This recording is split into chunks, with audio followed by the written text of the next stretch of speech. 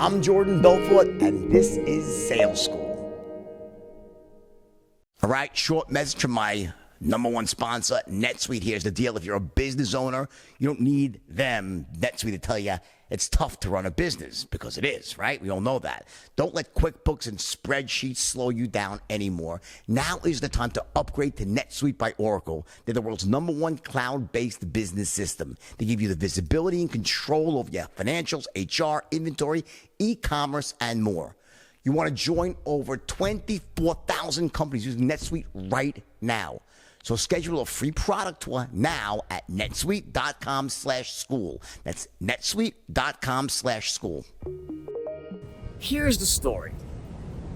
The way you loop is designed to essentially raise your prospect's level of certainty for each of the three tens in a way that doesn't break rapport. And that's the key, in a way that doesn't break rapport. So let's just start off with remembering that anything that you do, any language pattern that you try to employ, any tonality, any bit of body language, any bit of pressure even, that would cause you to fall out of rapport, diminish rapport, is out.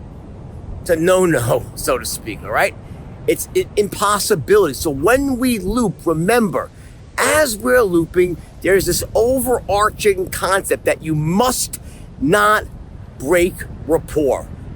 In fact, that's what's flawed with virtually every other sales process out there. There's really poor processes out there where they have you close or try to close objections or overcome objections by sort of getting into a test of wills or asking questions like, what haven't I told you so far? What didn't I say? If I would do this, would you buy then? Like those, all that does is backs the client, the prospect, into a corner and doesn't answer the real subject at hand, which is a lack of certainty.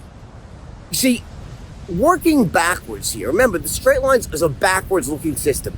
It says what elements must line up in every single sale before someone says yes. What are those elements? And we know what they are. Number one, they must love your product at a very high level, both logically and emotionally, right? Two components, logic, emotion. Logic based on your words and the case you make as a result of those words. It's like primarily your logical case, right? Cost benefits, your features, your benefits together. How does it compare to the competition, right? And then you have your emotional case, which is based on a combination of the tonalities that you apply. So we use pace, lead when we do our first looping pattern and other subsequent, especially that first looping pattern. When you ask that question, does the idea make sense to you? Do you like the idea? And they say, yeah, it sounds pretty good, which is about a 6 on the certainty scale, right? When I say to them exactly, I don't say exactly, I say exactly. I enter their world where they are. So when someone says, yeah, it makes sense, I say exactly. It really is a great idea.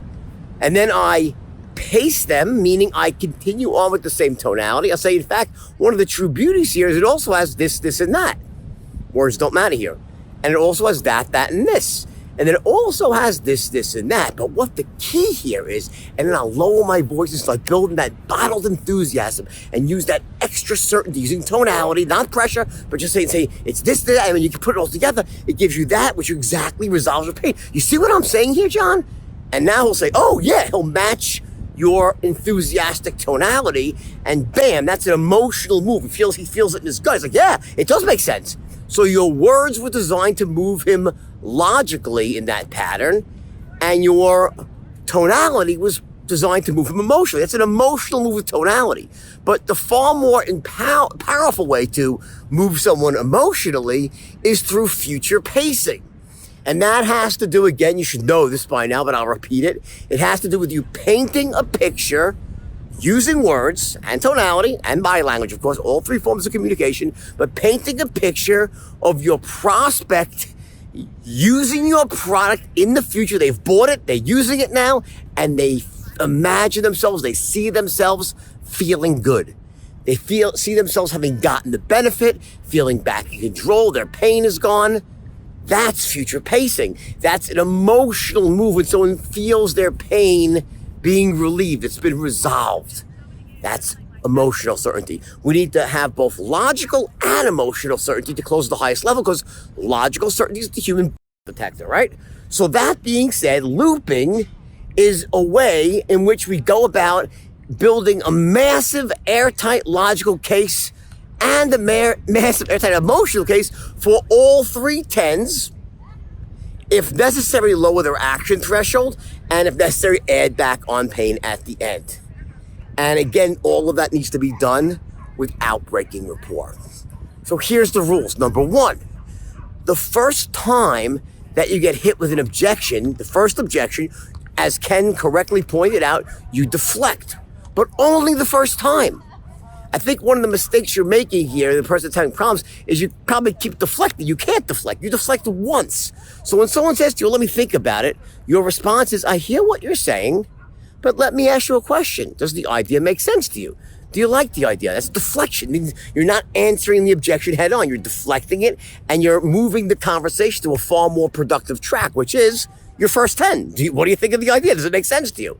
Now, if you said, let me speak to my wife, I would have said the exact same thing. I said, I hear what you're saying, but let me ask you a question. Does the idea make sense to you? Do you like the idea? If you would have said, I want you to send me some information, said, I hear what you're saying, but let me ask you a question. Does the idea make sense to you? Do you like the idea? In other words, no matter which objection you get hit with the first time, you deflect.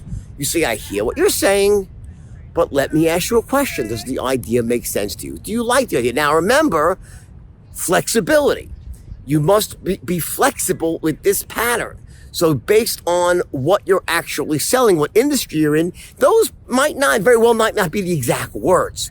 But the point is it's like, okay, I understand you want to think about it. What do you think of the product? Like, whatever those words are that, what do you think of the, how does it start? What do you think of the car? What do you think of it? So, is this turning, does it meet your needs? Whatever it might be. See, all the industries out there, they're all the same in terms of what you have to accomplish, which is the first 10. So choose words that are congruent with your industry. In fact, I'm working on a product right now, separately, where I'm actually going through every industry one by one and coming up with matching patterns, because I think it's just an important thing to do. And when I have that, I'll tell you, by the way, I don't have to buy my product. I'll give you guys for free those basic patterns. I'm just saying that there's a whole part of a much bigger product, okay? Point I'm making is this. That's your first pattern. And then the way you essentially respond to that is, as I said, whatever they say, yeah, it sounds pretty good. You say, exactly. And then you pace lead, and you say, let me say this. The true beauty is, now remember, this is your first pattern after your main presentation. So you've created an initial presentation, right? And now you have to have 3 looping patterns for each of the 10s. The initial presentation doesn't count. That's done. That frames your airtight logical case. The problem you're probably having here is that you haven't really created 3 awesome patterns for the product. 3 awesome patterns for yourself. 3 awesome patterns for your company. And that's why you're struggling, because looping is so easy once you get the hang of it. It really is, my friend. It really is. So after you run the first pattern, right? And that goes, and this should be easy. So that goes from, does the idea make sense to you? You pace lead. You say, you see my point now? Now it makes sense. I say, yeah. And you say, exactly. And let me ask you another question. Now you go to your Forrest Gump pattern, and you go directly to the second 10, which is yourself. And you automatically transition to the third 10, which is the company. And that pattern ends with you asking for the order for the second time now. So I'm assuming that you're doing this okay. And now you're saying, well, what do I do now if I get hit with another objection? Okay, well, here's the point. You don't deflect. You answer the objection head on in a very calm way. And by the way, I've given you guys answers to a lot of objections. All those of you who own the Script Builder kit, it's in there. I mean, it's laid out for you to simple platter. And those of you who don't own Script Builder, I've given it to you for piecemeal over time anyway. Okay, so I'm not trying to sell you a Script Builder. Okay, but they're all in there in one spot, or I've given them to you anyway. Okay, the point is those rebuttals, all they do is give you the right to speak more. They don't close the deal. So when you get hit with it, let's say the first objection was, let me think about it, right? And you went through your first loop and it ended with you. Remember, a loop always ends with you asking for the order for the first time. So now, let's say, so when you ask for the order, guys, it sounds really good, Jordan, but I just got to speak to my partner. So now that's your second objection. He wants to speak to his partner. That's called objection hopping, and that's typically what happens now when you loop. In other words, they don't stay with the same objection because they're smoking. So he went from let me think about it to now let me speak to my partner. So now you would answer that objection head on using one of the rebuttals, as many I've given you, okay, about the partner, okay? And then you would say, but blah, blah, blah, and let me say this, John. By the way, one of the true beauties here. Now, let me say something. You've already said one of the true beauties. It doesn't matter. Anything that you're thinking right now, that can I say one of the true beauties again?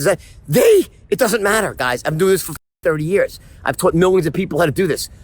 It's one of the true beauties, or one of the most amazing things, or one of the perfect things. Whatever you say, they don't care about that. As long as you use, you're not like one of the true beauties. It's about tonality. One of the true beauties here. So, in other words, what you're doing is your second loop consists of answering the rebuttal, answering the objection with a rebuttal, one of the rebuttals I've given you, right?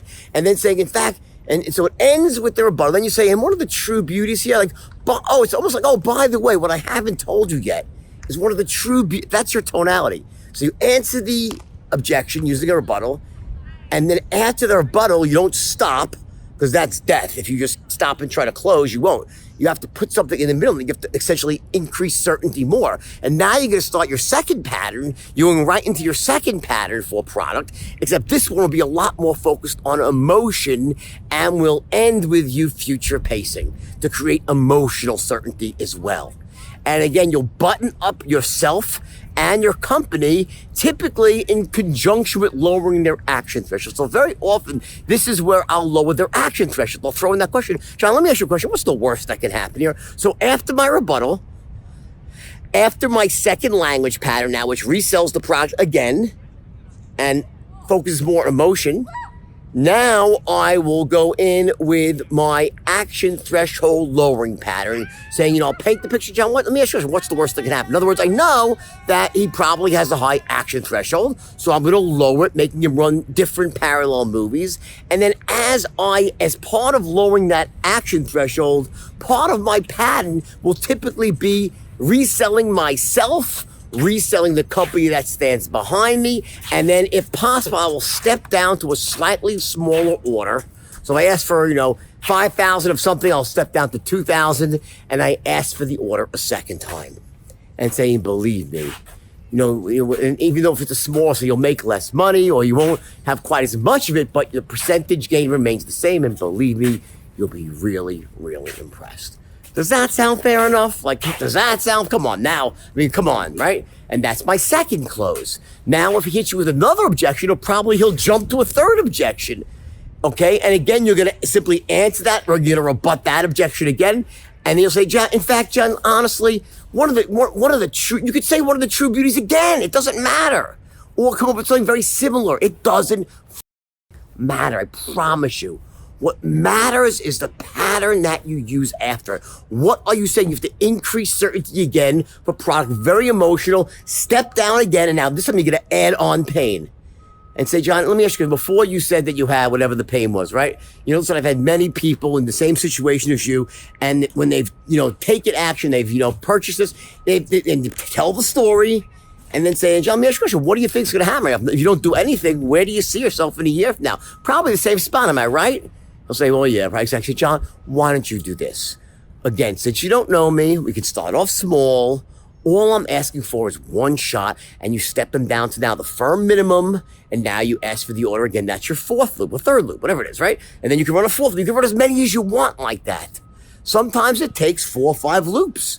Usually not more than that, though, but you can keep looping and just be elegant. And remember, you can't break rapport. You only deflect the first objection, and make sure your patents are kick-ass. Lower the action threshold on the second go-around, raise the pain threshold on the third go-around, and you should be good to go. All right? And remember, closing everyone who's closable doesn't mean you close everyone. It's not it, okay? Some people aren't closable. Weed those out, but that's a roadmap kicking ass.